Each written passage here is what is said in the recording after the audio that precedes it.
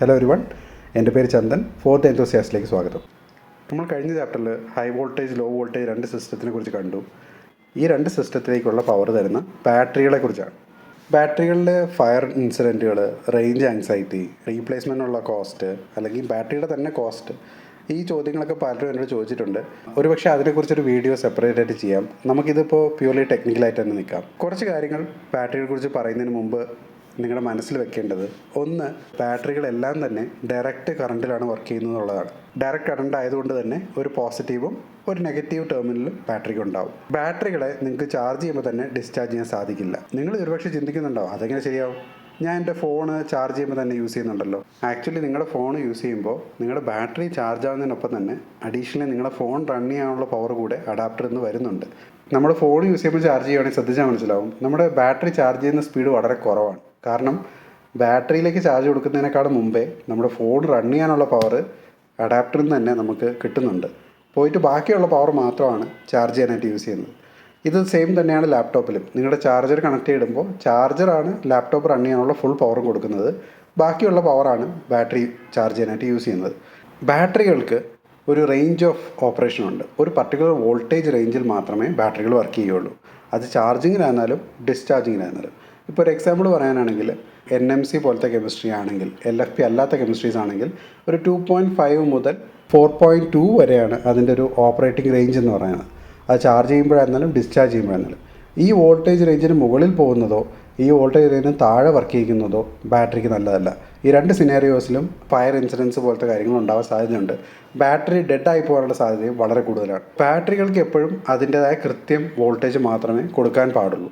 നമുക്ക് battery pack create ചെയ്യുന്നതിന് മുമ്പ് അതിൽ ഏറ്റവും സ്മോളസ്റ്റ് സെല്ലിനകത്തുള്ള കെമിസ്ട്രിയിൽ സ്റ്റാർട്ട് ചെയ്യാം. ബാറ്ററിക്കകത്ത് ഉള്ള കോമ്പണൻസ്, മെയിൻ കോമ്പണൻസ് എന്ന് പറയുന്നത്, നമുക്കൊരു കാഥോഡുണ്ട്, നമുക്കൊരു ആനോഡുണ്ട്, ഒരു സെപ്പറേറ്ററുണ്ട്. ഇതെല്ലാം ഇലക്ട്രോലൈറ്റിലാണ് നിൽക്കുന്നത്. കാഥോഡ് സൈഡിൽ ലിഥിയത്തിൻ്റെ അയോൺസ് ഉണ്ട്. ആനോഡ് സൈഡിൽ ഈ അയോൺസിന് വന്ന് നിൽക്കാനുള്ള സ്ഥലവുമുണ്ട്. നമ്മൾ ചാർജ് ചെയ്യുന്ന സമയത്ത് ആനോഡ് വഴി ഇലക്ട്രോൺസ് വരുന്നു, നെഗറ്റീവ്ലി ചാർജ്ഡ്. ഈ ഇലക്ട്രോൺസ് വരുന്ന സമയത്ത് പോസിറ്റീവായിട്ടുള്ള ലിഥിയം അയോൺസ് കാഥോഡ് സൈഡിൽ നിന്ന് ആനോഡ് സൈഡിലേക്ക് മൂവ് ചെയ്യുന്നു and they will stay there. Discharge ചെയ്യുന്ന സമയത്ത് ഈ ലിഥിയം അയോൺസ് തിരിച്ച് ആനോഡ് സൈഡിൽ നിന്ന് കാഥോഡ് സൈഡിലേക്ക് പോകുന്നു. അതിനൊപ്പം തന്നെ ഇലക്ട്രോൺസ് ആനോഡ് സൈഡിൽ നിന്ന് കാഥോഡ് സൈഡിലേക്ക്, എങ്ങനെ? ബാറ്ററിക്ക് ഉള്ളിലൂടെയല്ല. സെപ്പറേറ്റേഴ്സ് ഒരിക്കലും ഇലക്ട്രോൺസിനെ കടന്നു പോകാൻ അനുവദിക്കില്ല. അയോണുകളെ മാത്രമേ കടത്തിവിടുകയുള്ളൂ. ഇലക്ട്രോൺസ് ഈ ഒരു ഫുൾ പാത എടുത്ത് വേണം കാഥോഡിലേക്ക് എത്താൻ. ഈ പുറമേ ഉള്ള പാതയിലാണ് നമ്മുടെ മോട്ടറോ ലൈറ്റോ എന്താണെന്ന് വെച്ചാൽ നമ്മൾ പ്ലേസ് ചെയ്യുന്നത്. ഇലക്ട്രോൺസ് ഈ ഒരു ഫുൾ പാത്ത് കവർ ചെയ്ത ശേഷം കാഥോഡിലേക്ക് എത്തുകയാണ് ചെയ്യുന്നത്. ഇതാണ് ഇതിൻ്റെ ബേസിക് വർക്കിംഗ് പ്രിൻസിപ്പിൾ. ഇതിനകത്ത് ഉപയോഗിക്കുന്ന മെറ്റീരിയലിൻ്റെ വേരിയേഷൻ കൊണ്ടോ അല്ലെങ്കിൽ യൂസ് ചെയ്യുന്ന അയോണിൻ്റെ വേരിയേഷൻ കൊണ്ടോ ഓക്സൈഡുകളുടെ വേരിയേഷൻ കൊണ്ടോ അല്ലെങ്കിൽ ആനോഡിൻ്റെ വേരിയേഷൻ കൊണ്ടോ ഡിഫറെൻറ്റ് ബാറ്ററികളാവാം, ഡിഫറെൻറ്റ് സെല്ലുകളാവാമെങ്കിലും ബേസിക് ഫങ്ഷണാലിറ്റി ഇത് തന്നെയാണ്. ഓരോ പാർട്ടായിട്ട് സെപ്പറേറ്റ്ലി ഒന്ന് നോക്കാം. ഇപ്പോൾ കാഥോഡിൽ നമ്മൾ യൂസ് ചെയ്യുന്ന പല കെമിസ്ട്രികൾ, ചിലതൊക്കെ നിങ്ങൾ കേട്ടിട്ടുണ്ടാവും already. NMC, LFP, NCA, NCM എന്നൊക്കെ പറയുന്ന പല കെമിസ്ട്രികൾ നമ്മൾ കാഥോഡിൽ യൂസ് ചെയ്യാറുണ്ട്. ഇനി കുറേ കെമിസ്ട്രികൾ എക്സ്പെരിമെൻ്റലായിട്ട് അപ്പ് ആൻഡ് കമ്മിങ് ആയിട്ടുണ്ട്. ലിഥിയം സൾഫർ, സോഡിയം സൾഫർ പോലത്തെ പല കെമിസ്ട്രികൾ വരുന്നുണ്ട്. നമ്മുടെ പർപ്പസിനും നമ്മുടെ യൂസിനും നമ്മുടെ കോസ്റ്റിനും അനുസരിച്ചിട്ടുള്ള കാഥോഡുകളും ആനോഡുകളും ഒക്കെയാണ് നമ്മൾ സെലക്ട് ചെയ്യുന്നത്. സോ നമ്മൾ ഇന്ന് ഉപയോഗിക്കുന്ന ലിഥിയം അയോൺ നാളെ ഒരുപക്ഷെ ഉപയോഗിക്കണമെന്ന് തന്നെ ഇല്ല. ലിഥിയത്തിന് പകരം ഒരു റീപ്ലേസ്മെൻറ്റ് നമ്മൾ കണ്ടെത്തുവാണെങ്കിൽ will switch towards that one. ഇപ്പോഴത്തെ അവസ്ഥയിൽ ലിഥിയമാണ് നമുക്ക് ഏറ്റവും ഫീസിബിൾ ആയിട്ടുള്ളത്. അതുകൊണ്ട് നമ്മൾ ലിഥിയം അയൺ ബാറ്ററീസ് യൂസ് ചെയ്യുന്നു. ആനോഡിലേക്ക് വരുവാണെങ്കിൽ ഈ ലിഥിയത്തിന് വന്ന് നിൽക്കാനുള്ള സ്പേസ്, ലിഥിയം അയോൺസിന് വന്ന് നിൽക്കാനുള്ള സ്പേസ് കൊടുക്കുക എന്നുള്ളതാണ് ആനോഡിൻ്റെ ഫംഗ്ഷൻ. സോ ഇവിടെ ഗ്രാഫൈറ്റ്, സിലിക്കൺ, ലിഥിയം ടൈറ്റനേറ്റ് പോലത്തെ ആനോഡ്സ് ആണ് യൂസ് ചെയ്യാറുള്ളത്. എക്സ്പെരിമെൻ്റലായിട്ട് ഇപ്പോൾ lithium metal, silicon based, silicon nano wires, graphene ഒക്കെ എക്സ്പെരിമെൻറ്റ് ചെയ്യുന്നുണ്ട്. ഗ്രാഫീൻ വളരെ പ്രോമിസിംഗ് ആയിട്ട് പറയപ്പെടുന്നുണ്ട്. ഇനി ഇലക്ട്രോലൈറ്റുകൾ, ഈ ഒരു ടേം നിങ്ങൾ പലപ്പോഴും കേട്ടിട്ടുണ്ട്, സോളിഡ് സ്റ്റേറ്റ് ബാറ്ററികൾ എന്ന് പറയുന്നത്. ഈ സോളിഡ് സ്റ്റേറ്റ് ബാറ്ററികൾ ശരിക്കും ഇലക്ട്രോലൈറ്റുകളെയാണ് പറയുന്നത്. അതായത് നമ്മുടെ ഈ ആനോഡിനും കാഥോഡിനും ഇടയ്ക്ക് ഈ സെപ്പറേറ്റർ ഇരിക്കുന്ന ആ ഒരു പാർട്ട് ഫുള്ളായിട്ടും നമ്മൾ ഇലക്ട്രോലൈറ്റ് കൊണ്ടാണ് ഫില്ല് ചെയ്തിരിക്കുന്നത്. ഈ ഇലക്ട്രോലൈറ്റുകളിലാണ് നമ്മുടെ അയോണുകളുടെ മൂവ്മെൻറ്റ് നടക്കുന്നത്. അതുകൊണ്ട് തന്നെ ഇലക്ട്രോലൈറ്റുകൾ വളരെ ഇമ്പോർട്ടൻറ്റുമാണ്. ഇപ്പോൾ നമ്മൾ യൂസ് ചെയ്യുന്ന ലിക്വിഡ് ഇലക്ട്രോലൈറ്റുകളാണ്. പലതരം ഹെക്സാഫ്ലൂറോ ഫോസ്ഫേറ്റുകൾ അല്ലെങ്കിൽ ചില പെർക്ലോറേറ്റുകൾ ഒക്കെയാണ് നമ്മൾ അതിന് വേണ്ടി ഉപയോഗിക്കുന്നത്. ഒരു നെക്സ്റ്റ് ജനറേഷൻ എന്ന് ചിന്തിക്കാൻ പറ്റുന്നത് സോളിഡ് ഇലക്ട്രോലൈറ്റുകളാണ്. ഇതിലിപ്പോൾ സെറാമിക്, ഗ്ലാസ് തുടങ്ങിയ ഇലക്ട്രോലൈറ്റുകൾ വരുന്നുണ്ട്. ഇതിൽ തന്നെ ലിഥിയം ബാറ്ററി കണ്ടെത്തിയ വ്യക്തിയുടെ റിസർച്ച് ലാബ് ഗ്ലാസ് ബേസ്ഡ് ഇലക്ട്രോലൈറ്റുകളിൽ വർക്ക് ചെയ്യുന്നതായിട്ട് കേൾക്കുന്നുണ്ട്. ദെൻ ഇത് കഴിഞ്ഞാലും ജെൽ ഇലക്ട്രോലൈറ്റ്സ് ഉണ്ട്, അയോണിക് ഉണ്ട്, അക്വസ് ഉണ്ട്, പല ടൈപ്പ് ഓഫ് ഇലക്ട്രോലൈറ്റ്സ് ഉണ്ട്. എഗെയിൻ കാഥോഡിനും ആനോഡിനും ആ ഒരു കെമിസ്ട്രിക്ക് പറ്റുന്ന വിധത്തിലുള്ള ഇലക്ട്രോലൈറ്റ് ആണ് യൂസ് ചെയ്യുന്നത്. എല്ലാം തമ്മിൽ ഇന്റർ ഡിപ്പെൻഡൻ്റ് ആണ്. And then you have separators. സെപ്പറേറ്ററിൻ്റെ ഫംഗ്ഷൻ എന്ന് പറഞ്ഞാൽ ഞാൻ നേരത്തെ പറഞ്ഞു, സെപ്പറേറ്റേഴ്സ് ഇലക്ട്രോൺസിന് മൂവ്മെൻറ്റ് അനുവദിക്കില്ല, കാരണം അതൊരു ഇൻസുലേറ്ററാണ്. പക്ഷേ അയോഡിൻ്റെ മൂവ്മെൻറ്റ് ഇലക്ട്രോലൈറ്റ് യൂസ് ചെയ്തിട്ട് അനുവദിക്കും. അപ്പോൾ ഇതിപ്പോൾ പോളിപ്രോപ്പലീൻ, എത്തിലീൻ ചെയ്തിട്ടാണ് ബിൽഡ് ചെയ്യുന്നത്. ആൻഡ് എക്സ്പെരിമെൻ്റലായിട്ട് ഇതിലും again graphene based carbon nano tubes ഒക്കെ എക്സ്പെരിമെൻ്റലായിട്ട് പല ലാബ് സെറ്റപ്പുകളിൽ ആക്ച്വലി നടക്കുന്നുണ്ട്. സെപ്പറേറ്റേഴ്സിൻ്റെ മറ്റൊരു ഫംഗ്ഷൻ ഈ ബാറ്ററിക്ക് സ്ട്രെങ്ത് കൊടുക്കുക, ആനോഡിനെയും കാഥോഡിനെയും സെപ്പറേറ്റ് ചെയ്യുക. ആനോഡിനെയും കാഥോഡിനെ സെപ്പറേറ്റ് ചെയ്തില്ലെങ്കിൽ പറ്റുക ഷോർട്ട് സർക്യൂട്ടാണ്.